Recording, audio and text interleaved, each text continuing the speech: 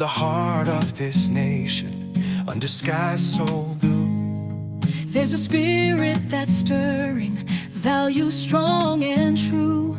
From the mountains to the prairies, from the cities to the sea, we stand for liberty, for faith and family. We're diving deep into the heart of what we believe. Imagine you are tasked with defending one of the most critical oil choke points on the entire planet. Right, a really high-stakes job. Exactly. And your adversary is literally the most technologically advanced naval force in human history. The U.S. Navy. Yep. But your newest weapon, the thing you're hyping up, it basically looks like a coin-operated grocery store ride. It really does. It's wild. It is. So today is April 14, 2026, and we are unpacking why Iran's recent naval deployment is, well, it's not exactly striking fear into the hearts of the internet. No, quite the opposite, actually. Right, it's becoming a global punchline. So Iran just announced they've deployed this fleet of miniature submarines. They're called the Ghadir class, and they put them in the Persian Gulf and near the Strait of Hormuz. Which, I mean, on paper, heavily armed submarines in a congested geopolitical hotspot sounds terrifying, you know? Yeah, it sounds like a nightmare scenario for shipping lanes.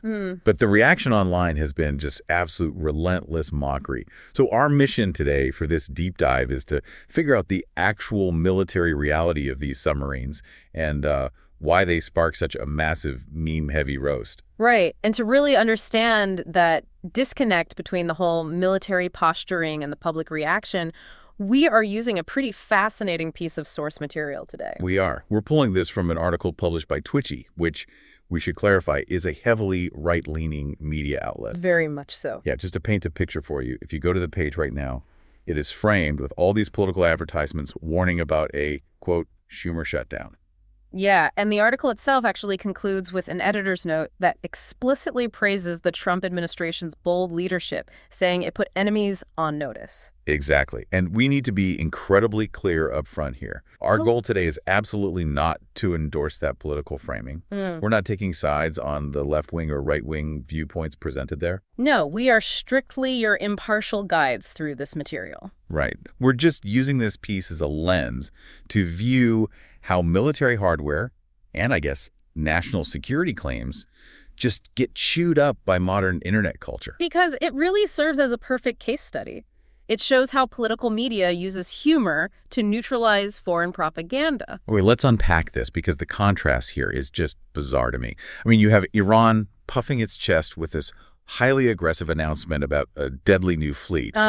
And then the author of this twitchy article literally describes these weapons of war as, quote, gosh darned cute. I know, it's hilarious. Gosh darn cute is not what you want your military hardware called. Definitely not. And I'm just struggling to see the logic here from a naval engineering standpoint. I mean, when I think of submarines, I think of these massive, imposing underwater leviathans, right? Oh, sure, like the big nuclear subs. Yeah. So building a tiny one seems incredibly counterintuitive. Wouldn't a miniature submarine just get crushed or instantly outgunned in any kind of modern warfare? Well, it seems counterintuitive if you picture them operating in the middle of the Pacific Ocean.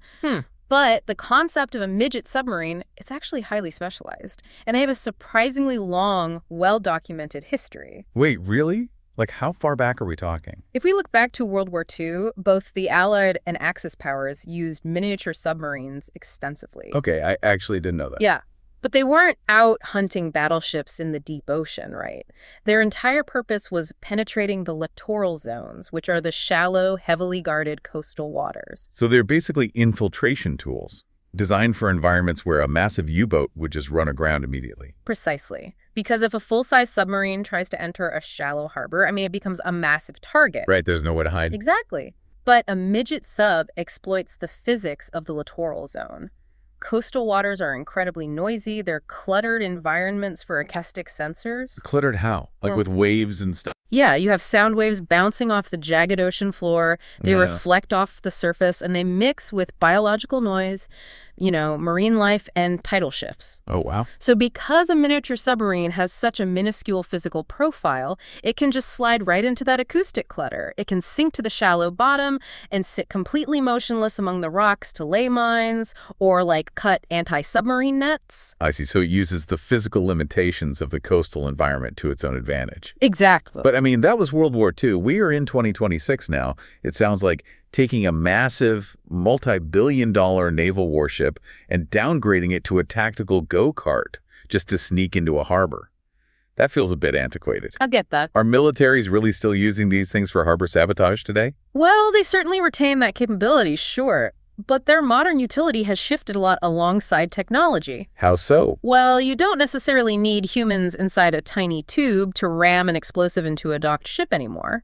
Instead, modern naval strategy increasingly views these vessels as mobile submerged command nodes. Oh, interesting. Yeah, they can quietly deploy and route communications for autonomous underwater vehicles, or even surface drones. So they're like a hidden, localized router in coastal waters, coordinating unmanned swarm attacks without exposing a larger, vastly more expensive command ship.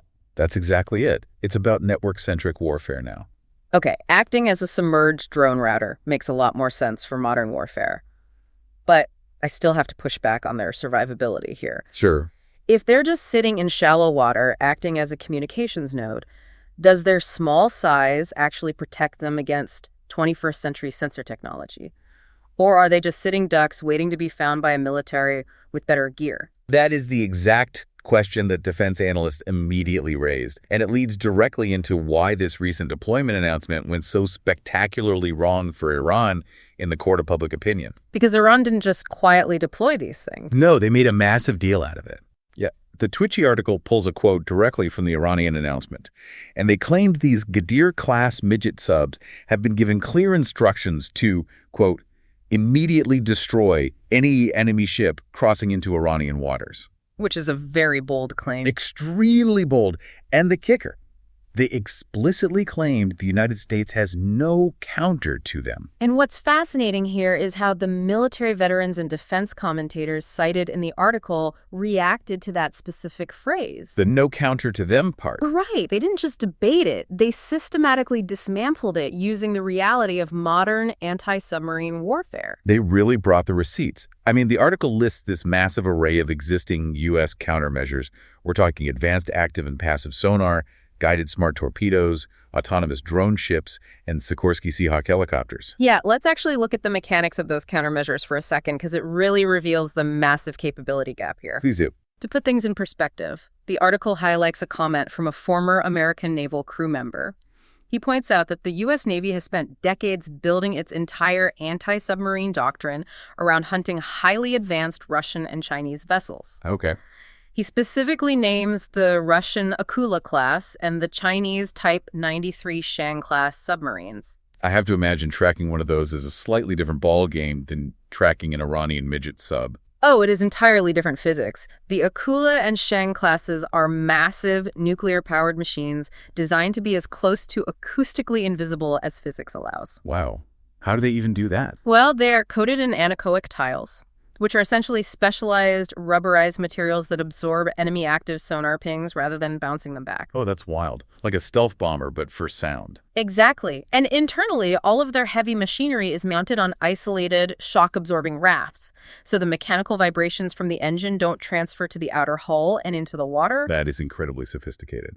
It is. The U.S. military spends billions developing sensors to play a high-stakes game of cat and mouse with those acoustic black holes. So, to use an analogy, hunting an Akula is like trying to hear a pin drop in a professional, soundproofed recording studio. That's a great way to look at it. Now, contrast that with the Ghadir-class Midget sub.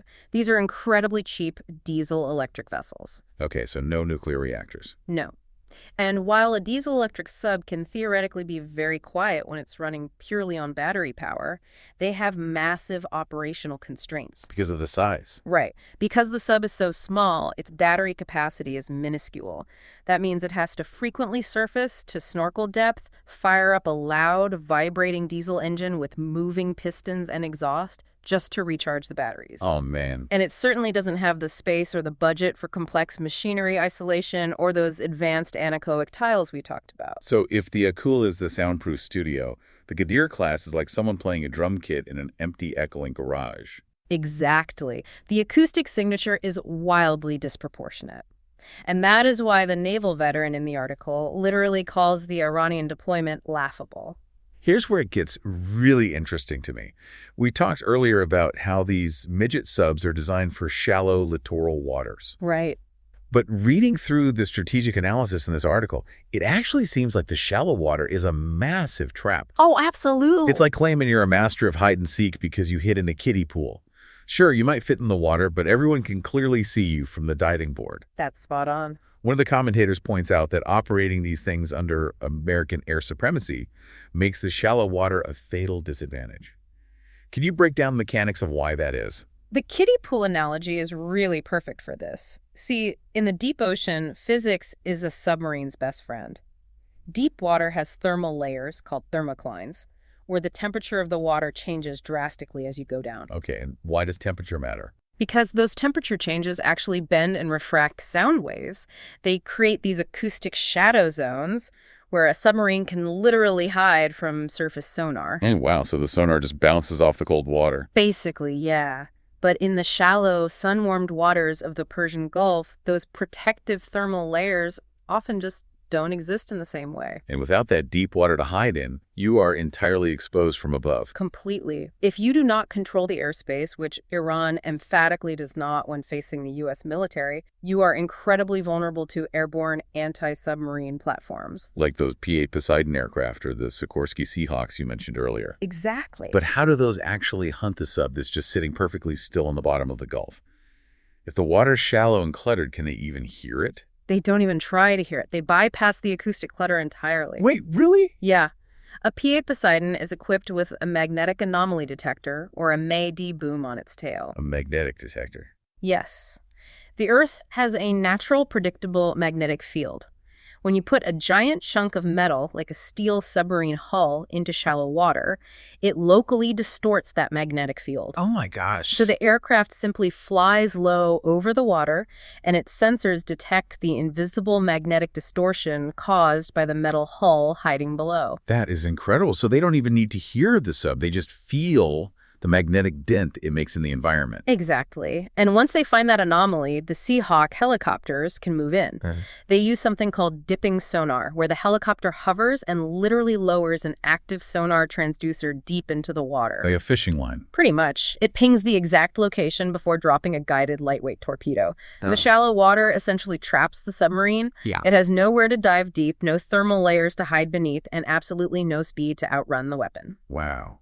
When a capability gap is that wide, it completely changes the psychological impact of a weapon. It stops being a threat and starts being a It threat. really does. Which actually contextualizes one of the harshest tweets quoted in the article, where a user points out that the U.S. Navy has been, quote, making artificial reefs out of midget subs since the 1940s. It's a grim reality of naval warfare, but strategically, it's very accurate. And it is exactly that psychological shift that we saw happen in real time on social media. Yep. The internet looked at the physical constraints of the hardware, compared it to Iran's massive claims, and reacted accordingly. They didn't react with fear.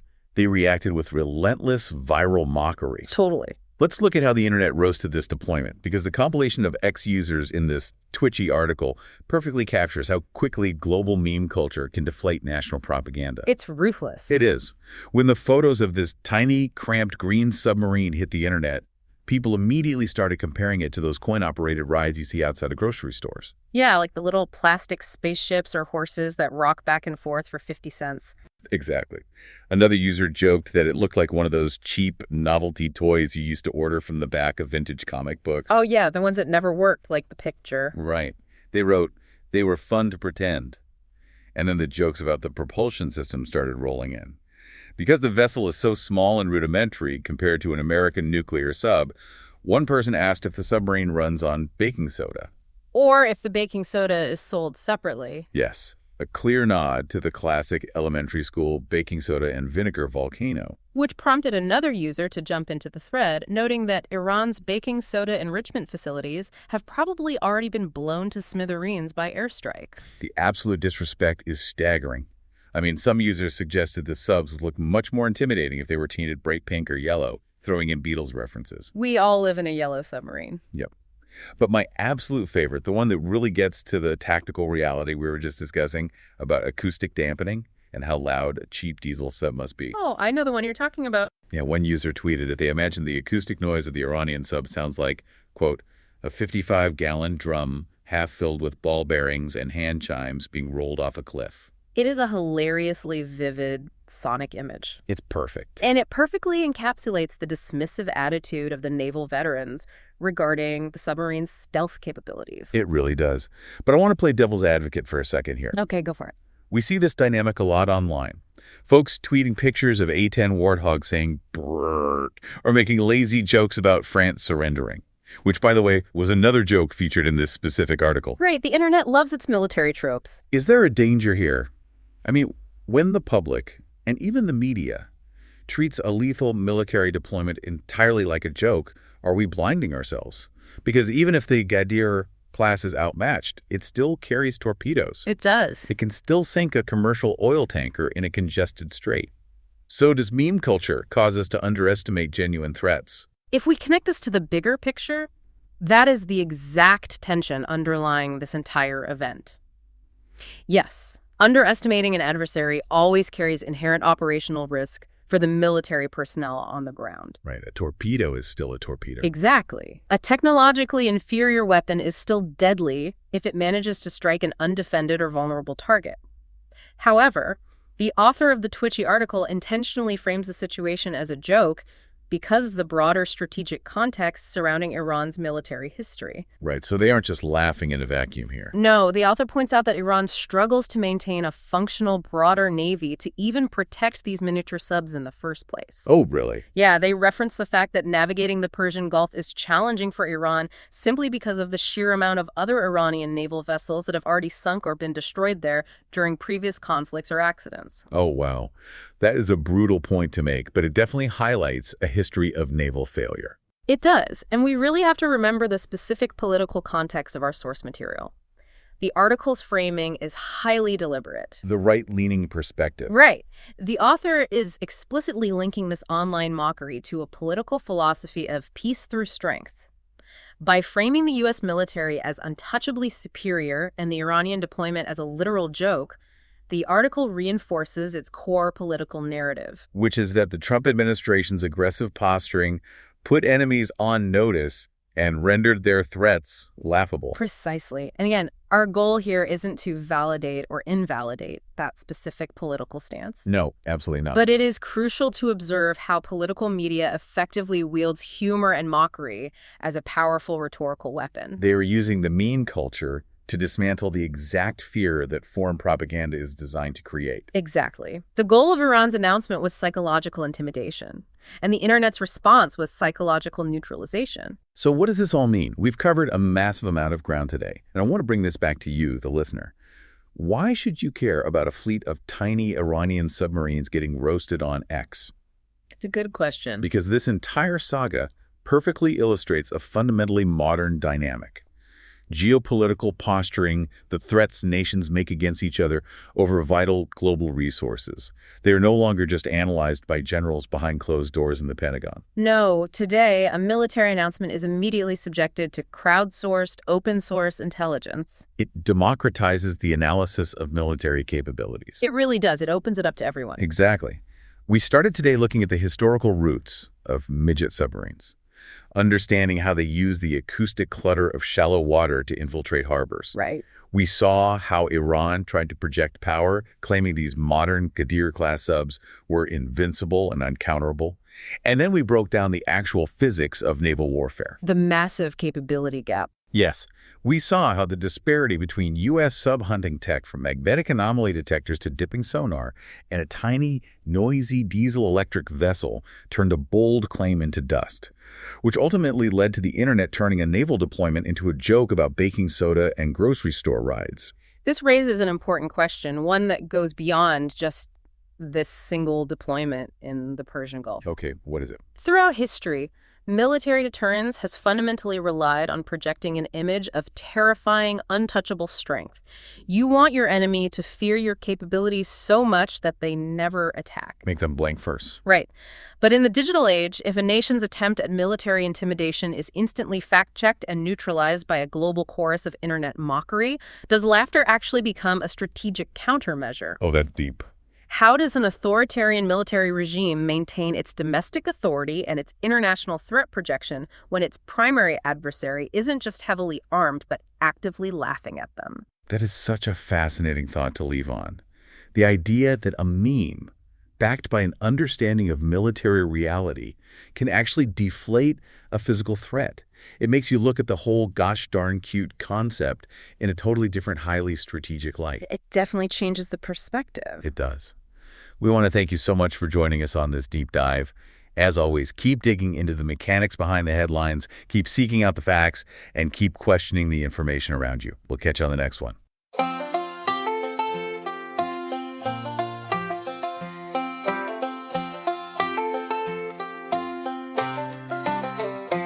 In the heart of this nation, under skies so blue, there's a spirit that's stirring, values strong and true. From the mountains to the prairies, from the cities to the sea, we stand for liberty, for faith and family.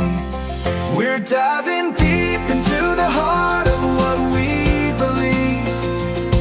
Conservative values in our souls, they're interweaved.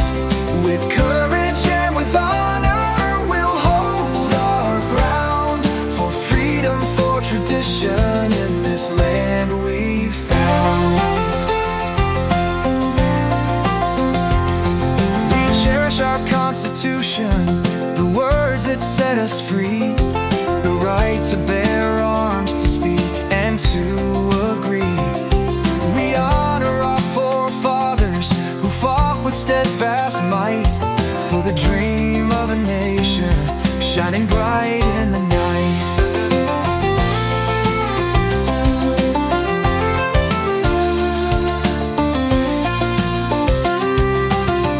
In every town and village, in every heart and home, we'll uphold our principles, together we'll roam.